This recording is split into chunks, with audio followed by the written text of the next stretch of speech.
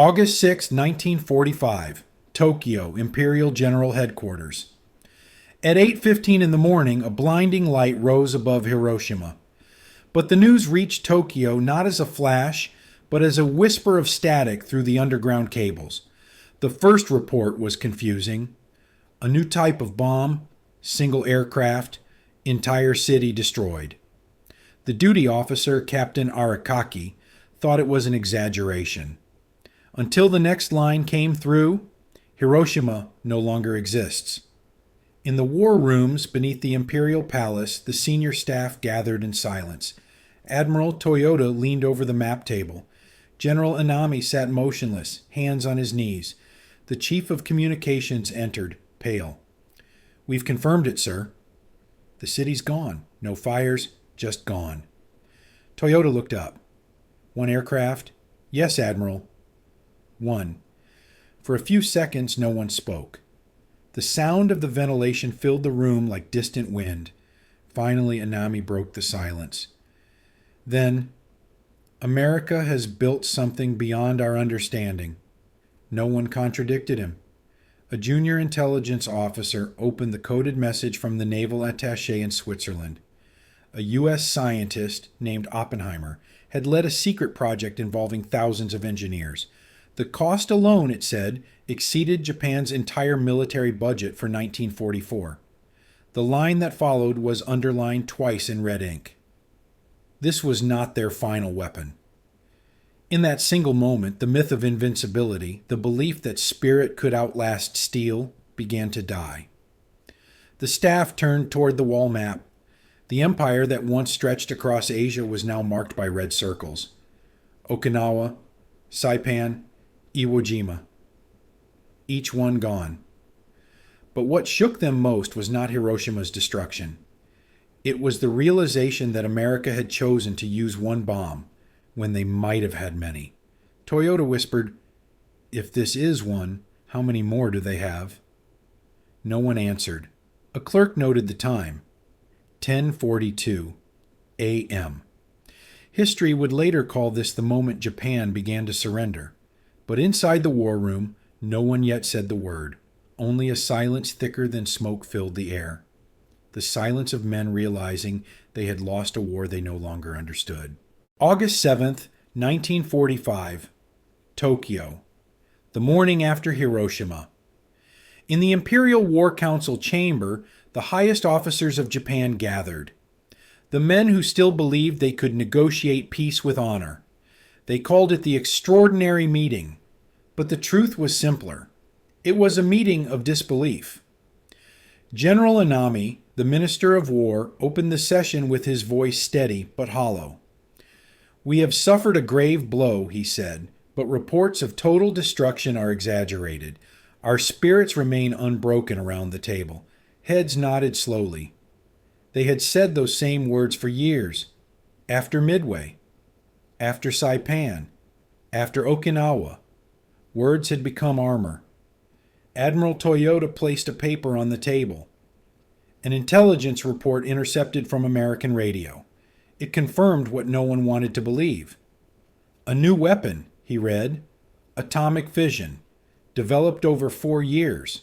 Capacity for mass destruction unparalleled in history." Foreign Minister Togo spoke quietly.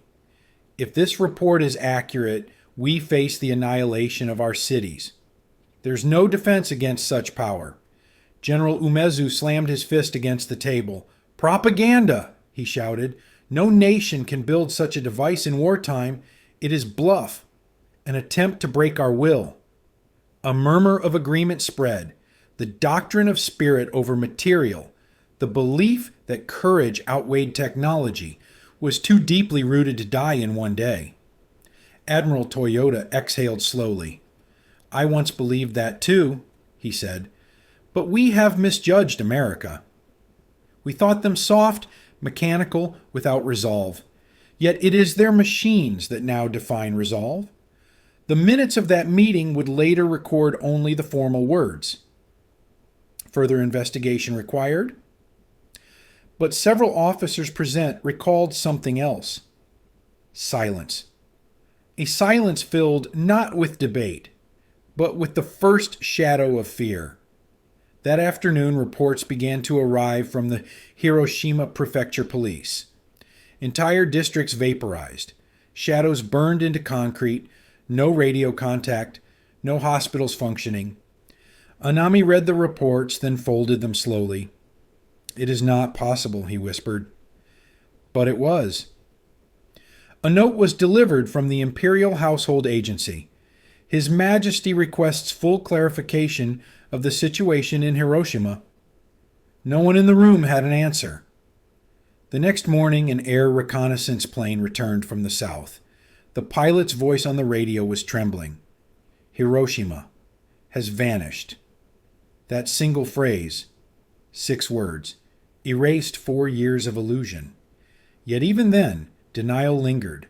General Umezu ordered the phrase struck from the record. "We will not write such words," he said, "not in our history." But history would write them anyway. August 9th, 1945. 2 days after Hiroshima. Before dawn, a telegram reached Tokyo from the Kwantung Army headquarters in Shinking. The message was short, almost calm. Soviet forces have crossed the border. Heavy armor advancing on all fronts. Within hours, that calm turned into panic. The Red Army, 1.5 million men, 5,000 tanks, and 3,800 aircraft, had launched one of the fastest and most devastating offensives in military history. The Japanese Empire had spent 4 years preparing for an American invasion from the east, but almost nothing for a Soviet invasion from the west. The Supreme War Council convened at 10 a.m. Admiral Toyota entered holding a fresh dispatch. "The Russians have declared war," he said flatly. General Anami asked the only question that mattered. "Are they in Manchuria?" "They are everywhere in Manchuria." Maps were unrolled on the table. Arrows in red pencil began to spread like veins across the north. Harbin, Mukden, Port Arthur. The Soviet tanks were advancing 70 kilometers a day, cutting through the Kwantung Army like paper. By noon, field reports confirmed what the generals already knew. Entire divisions had ceased to exist. An intelligence officer whispered, "Our forces there are ghosts.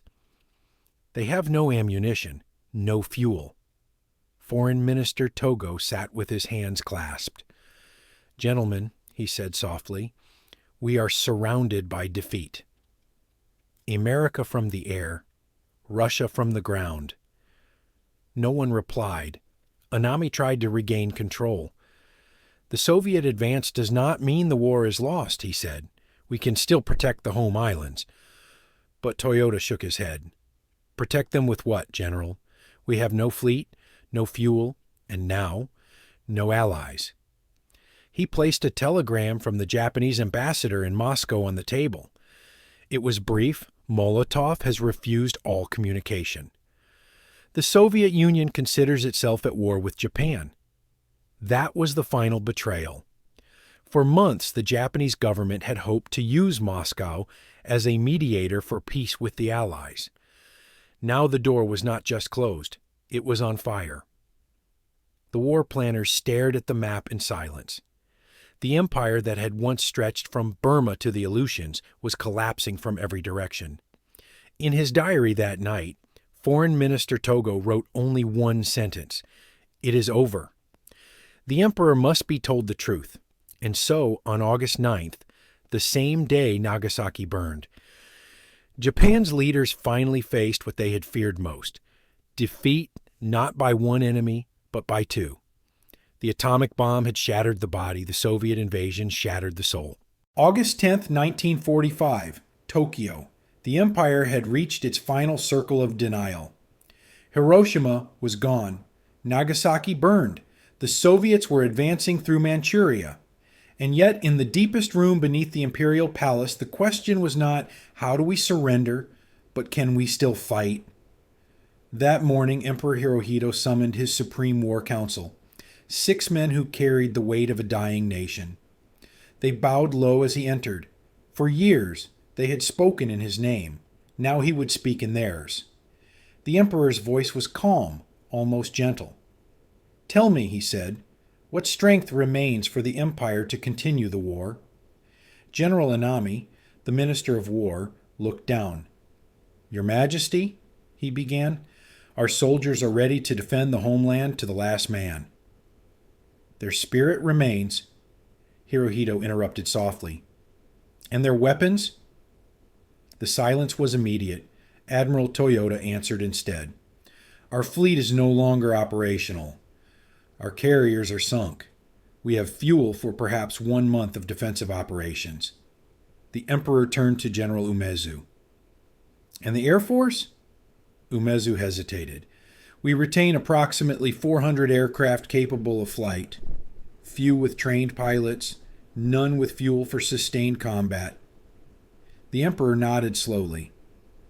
Then what do we ask them to die for? No one replied. The question lingered in the air like the smell of smoke. Foreign Minister Togo placed a document on the table. It was an intercepted American broadcast from Washington. Unconditional surrender is the only acceptable term. Your Majesty, Togo said quietly, if we do not act soon, the Soviets will occupy the north before peace can be achieved. The nation will be divided. We will become another Germany, General. Anami clenched his hands. Surrender will destroy the soul of Japan, he said. Better we perish as warriors than live as slaves. The Emperor looked at him. You speak of soul, he said, but a soul that brings only death? What has it become? Even the stenographers paused. That moment, several witnesses would later recall, marked a change in the Emperor's tone. For the first time in the war, he spoke not as a symbol, but as a man. If we continue, Hiwam, he said, our people will vanish. The cities will burn. We must find a way to end the suffering. The generals lowered their eyes. They had spent years convincing the nation that the emperor was divine. Now the divine voice was telling them the truth they feared most. That night, Hirohito wrote a single line in his private journal. I have heard enough of death. It was not an order, but within 48 hours it would become one. August 12, 1945, Tokyo. The emperor had spoken, but in the heart of his military, belief was fracturing. For years, Japan's generals had sworn loyalty to a divine ruler, one who would never surrender. Now the unthinkable had happened. The divine wished for peace. In the underground chambers of the imperial palace, the Supreme War Council gathered again. The air was thick, not with smoke this time, but with suspicion. General Umezu sat rigid, his hands trembling slightly. General Anami, the Minister of War, stared at the map before him, but saw nothing. Foreign Minister Togo opened the meeting. His Majesty's intention is clear, he said. We must communicate our acceptance of the Potsdam Declaration through Switzerland or Sweden. The Americans are waiting. General Tanaka interrupted sharply. Acceptance means humiliation. The Americans will hang the emperor. Our nation will cease to exist. The emperor will be preserved, Togo replied. That is the only condition under which they will listen. Tanaka leaned forward. And if they refuse? Do you still call it peace? Silence. Admiral Toyota broke it. Peace is not surrender, he said. Peace is survival. Our fleet lies at the bottom of the sea. Our cities are ash. Every day we delay, more civilians die. From the far end of the table, General Hatanaka, a young staff officer from the War Ministry, spoke quietly, almost to himself. If the emperor will not save Japan, then the army must. Several heads turned. It was the first whisper of rebellion. Anami lifted his gaze. Enough, he said firmly. We will obey His Majesty's will. To act otherwise is treason. But even as he spoke, he knew the loyalty of his officers was no longer absolute. That night in the barracks of the Imperial Guard Division, a group of younger officers met in secret. They believed the emperor was being misled by defeatists. civilians, and politicians who had lost their faith in Japan's destiny. Their leader, Major Kenji Hatanaka, spoke in whispers. "We will not allow surrender. Even if we must take the palace by force across the city." The radio still played wartime marches, unaware that the greatest danger now came not from the sky, but from within the palace walls. At 11 p.m., General Anami returned to his quarters. His aide later recalled that he sat in silence for nearly an hour, staring at his sword. Then he spoke, barely audibly. "To disobey the emperor is unthinkable. To obey him feels impossible." In that single sentence lay the tragedy of a nation, torn between faith and reality, loyalty and survival. By midnight, the council had fractured into two camps, those ready to accept the inevitable and those ready to die before they did. August 13th, 1945, Tokyo. Midnight approaches. The war was lost, but the army refused to believe it. In the barracks of the Imperial Guard Division, a plan was forming. One final act of loyalty that would cross the line into treason. Major Kenji Hatanaka, 33 years old, believed Japan was being betrayed from within. He had seen the reports. The emperor intended to broadcast his decision to surrender. To Hatanaka, that was not peace. It was collapse. At 10:30 p.m., he met with Colonel Ida and Lieutenant Colonel Shiizaki. The room was lit by a single lamp. Hatanaka placed a folded map of the palace on the table. "At dawn," he said, "we seize the imperial palace. We cut communications. We prevent the broadcast." Ida hesitated. "And then?" "Then," Hatanaka replied, "we persuade His Majesty to reconsider." It was a dangerous illusion that the emperor could be forced to change his mind by force, yet still remain divine. The plan depended on secrecy and timing. They would act before dawn, before the surrender announcement could be transmitted. The Imperial Guard Division commander, General Takeshi Mori, had to approve it. Without his authority, the operation would fail. At 11:15 p.m., Hatanaka entered Mori's office, drenched from rain. He saluted sharply. "General," he said, "I request your support in preserving the empire." Mori looked at him, exhausted. "Preserving the empire?" he repeated. "You mean defying His Majesty?" Hatanaka's voice trembled. "We are not defying him. We are saving him from his advisors." The clock ticked. Rain beat against the windows. Mori shook his head. "You are too late, Major. The recording is already made. His words will be broadcast tomorrow." The silence that followed would last only seconds, broken by a single gunshot. General Mori fell to the floor. The coup had begun. Hatanaka ordered his men to seal the palace gates, cut the telephone lines, and search for the imperial recording, the phonograph disc containing the emperor's surrender speech. Guards marched through the corridors, flashlights cutting through the dark. In another wing of the palace, clerks were hiding the record in a box of documents labeled Imperial Music Archives. One young officer later recalled, "We could hear them searching. Boots on the floors above us. We thought they would find it outside." Thunder rolled across the city. Tokyo had survived firebombs, hunger, and fear, but tonight it faced the danger of its own army. At 3 a.m., Hatanaka sent an urgent message to all loyal units. "The emperor's will has been distorted. Protect the nation. Rise." Few responded. The rebellion was collapsing before it began. By dawn, General Tanaka, commander of the Eastern Army, arrived at the palace gates. He confronted Hatanaka directly. "Major," he said coldly, "your loyalty has become madness. Stand down." For a moment, Hatanaka raised his pistol, then lowered it. The coup ended as it began, in silence. The recording was safe. The emperor would speak, and Japan at last would listen. August 15th, 1945, 12 noon. The rain had stopped.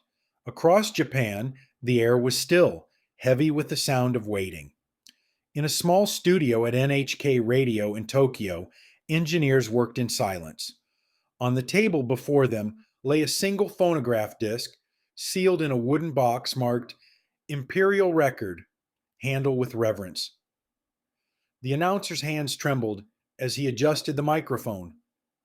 Citizens of Japan, he said quietly, we will now broadcast His Majesty's message. Then came the voice, soft, distant, formal, yet human. To our good and loyal subjects, the war situation has developed not necessarily to Japan's advantage. For most listeners, it was the first time they had ever heard the emperor speak. His words were in classical Japanese, almost poetic, hard to understand. But no translation was needed. The tone was enough. As the broadcast continued, tears began to fall. Not from sadness alone, but from recognition. The divine had become mortal. We have resolved, the emperor said, to endure the unendurable and suffer what is insufferable. In military bases, soldiers froze mid-step. Some dropped their rifles. In Hiroshima's ruins, survivors looked toward the sky and whispered, "It's over." On the northern coast, an entire regiment knelt in the mud, faces to the ground, as the voice faded into static. The silence that followed was the loudest sound Japan had ever heard. Inside the imperial palace, Emperor Hirohito sat alone, listening to his own words echo back through the walls. He did not weep, but those who saw him that day said he looked not like a god, but like a man carrying the weight of 10 million souls. Across the ocean, American pilots returning from their missions heard the news over the radio. Some cheered, some simply sat in silence, staring at the horizon. For the first time since 1941, the world exhaled. The war that had begun with a roar ended with a whisper. A single human voice speaking words that no one in Japan had ever dared to imagine. We must now build peace. August 14th, 1945. Night before the broadcast? In the offices beneath the Imperial Palace, Japan's war cabinet sat in silence. The emperor's words had been recorded. The decision was final. But for the men who had led Japan through 15 years of conquest, the surrender was not only military, it was spiritual. General Korochika Anami, Minister of War, stared at the map of the Pacific. From the Philippines to Okinawa, it was covered in red pins, each marking a battle lost. If only we had one more year, he whispered. No one answered. On his desk lay the emperor's message, written in flowing calligraphy. The final line read, "Let our people endure what must be endured." Anami placed his hand over the seal. "I am responsible for the army," he said quietly. "I cannot live to hear the voice of His Majesty apologizing for it." Admiral Toyota looked up from his papers. "You gave everything, General." "We all did." Anami smiled faintly. "No, we gave everything to a myth." For a moment, the room was still. The sound of the wind filled the silence. In another office, Prime Minister Suzuki sat with his secretary, Sakamizu. "We built a nation on obedience," he said, "but obedience without truth is suicide." His voice broke. "And so we obeyed, straight into ruin." Outside, thunder rolled across the sky. Tokyo was dark. No lights, no fires, only the sound of rain dripping from the eaves of buildings half burned from air raids. Shortly before dawn, General Anami wrote his final note. "I, with my death, apologize to the Emperor for the great crime." He placed the paper neatly on the desk beside his sword. At 6 a.m., aides heard a single sharp cry from the next room. Then, silence. When they entered, they found him seated upright, in uniform, his hands resting on his knees, and a single candle still burning beside the map. That morning, the sun rose over a capital no longer at war. The men who had led Japan's empire were gone, but their silence echoed louder than any surrender speech. And somewhere in the city, a child woke to the sound of a radio and heard for the first time a word no one had dared to speak for years. Peace. Autumn 1945. The war was over, but understanding had only begun. A delegation of Japanese engineers, scientists, and officers arrived in the United States under supervision of the Allied occupation. Their mission was simple: to study, to observe, and to report what they saw. They expected efficiency. They did not expect infinity. At the Ford River Rouge plant in Michigan, one engineer stood motionless as a new truck rolled off the line every 90 seconds. "Is this one factory?" he whispered. The American guide smiled. "One of many." At General Motors, they watched an entire B-29 fuselage move down an assembly track, surrounded by hundreds of workers, men and women side by side. No shouting, no improvisation. Every bolt, every rivet, planned, measured, repeatable. A Mitsubishi metallurgist wrote in his report, "We built with hands." They build with systems. Another engineer described it simply: America does not manufacture. It replicates. They were shown the warehouses, miles of spare parts stacked in perfect order. Then the test fields, dozens of bombers lined up, engines starting in sequence, as if the entire horizon had come alive. "This," one American officer told them, "is what you were fighting." The delegation stood in silence. For years, Japanese industry had been stretched beyond exhaustion. Welding by candlelight, building aircraft from wood when aluminum ran out, repairing engines with scrap. Now, in front of them, was the truth that no propaganda could deny. The United States had not fought with superior soldiers or better strategy. It had fought with scale, with machines that built machines, with a kind of power that no nation, not Germany, not Japan, had ever even imagined. One Japanese colonel later said, "We worship the spirit." They mastered the process. When the engineers returned home, their official report to Tokyo was only 3 pages long. The conclusion read, "Victory belongs to the side that builds more, not that believes more." It was the first honest sentence Japan had written about the war. September 1945. The soldiers who survived began to come home. They stepped off the trains not as conquerors, but as ghosts, thin, silent, eyes searching the horizon for a Japan that no longer existed. General staff officers, once feared, now carried their gear in paper bags. Some had no uniforms left.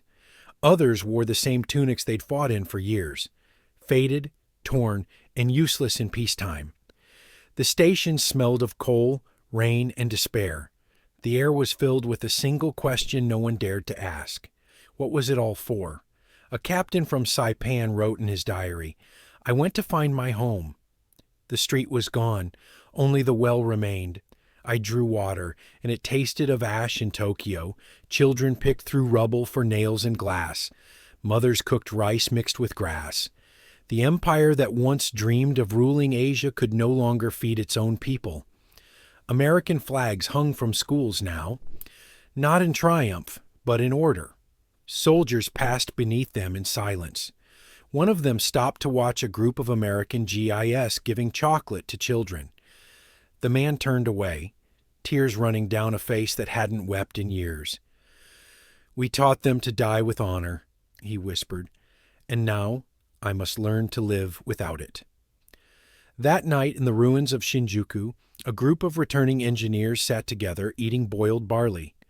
One of them said quietly, "We spent 10 years building machines of death. Maybe now we build machines of life?" No one replied. The city around them was silent, except for the sound of hammering in the distance as someone, somewhere, began to rebuild. Across Japan the war was over, but for those who returned, peace did not mean relief. It meant beginning again, without the myths that once made the suffering bearable. Tokyo, May 1946. The war was over, but the truth was only beginning to surface. Inside a quiet courtroom at Ichigaya, the men who had once commanded millions sat beneath the flags of their conquerors. Journalists called it the trial of the century. The generals called it something else. The day silence finally spoke. General Yoshijiro Umezu, last chief of the Imperial General Staff, was the first to take the stand. He read from a prepared statement. "We underestimated the enemy. We believed courage could replace industry. We mistook loyalty for logic." A murmur spread through the courtroom. For a man of his rank to admit failure, it was unthinkable. Then Admiral Toyota stood. His face was calm, his voice dry, almost mechanical. "In 1942, we thought America would collapse under its own weight. We thought democracy was weakness. We were wrong on every count." The judges asked, "When did you realize Japan could not win?" Toyota paused. "When I saw the numbers," he said simply. In the audience, an American officer whispered to his colleague, "They were defeated long before Hiroshima." They just didn't know it, yet General Hideki Tojo, former prime minister, spoke next. His uniform still carried faint bloodstains, not from battle, but from his own failed suicide attempt the year before. "I bear responsibility," he said, "but I was not alone in blindness." Every report that contradicted our ideology was ignored. Every fact that threatened belief was silenced. The interpreter hesitated, then translated. The words hung in the air like smoke. When the court adjourned for the day, the generals did not speak to each other. They sat motionless, staring at their hands. A young Japanese officer observing the trial wrote in his notebook, "It was not judgment. It was confession." Outside, the cicadas were screaming in the summer heat. Inside, there was only the ticking of the clock. For the first time, the architects of war faced something they had never encountered before, not defeat, not death, but truth. And in that truth, there was no sound of triumph, only silence. The silence of men who finally understood what their obedience had cost. Tokyo, 1949. The war was over. The ruins had cooled, and something unexpected began to grow among the ashes. The same engineers who once built engines for Zero fighters now designed sewing machines, bicycles, and generators. The same factories that once forged tank parts began to produce automobiles, and the same hands that built instruments of war now built instruments of life. In letters sent to the occupation authorities, former officers asked for permission to start technical schools. Their names would later become familiar: Honda, Sony, Nikon. An American economic advisor visiting Japan in 1948 wrote, "They do not rebuild with sorrow, they rebuild with precision. It was as if the nation had turned the discipline of its defeat into a new kind of weapon: knowledge." General Douglas MacArthur once told a group of Japanese educators, "You have lost the war of arms. Now you must win the war of the mind," they did. By 1955, Japan's factories were running again. Radios, ships, cameras.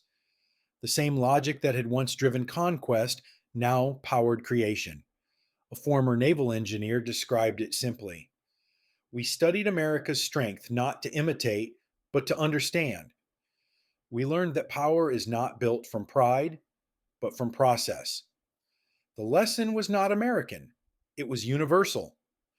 When the war ended, Japan discovered that true victory was never about domination, but about adaptation.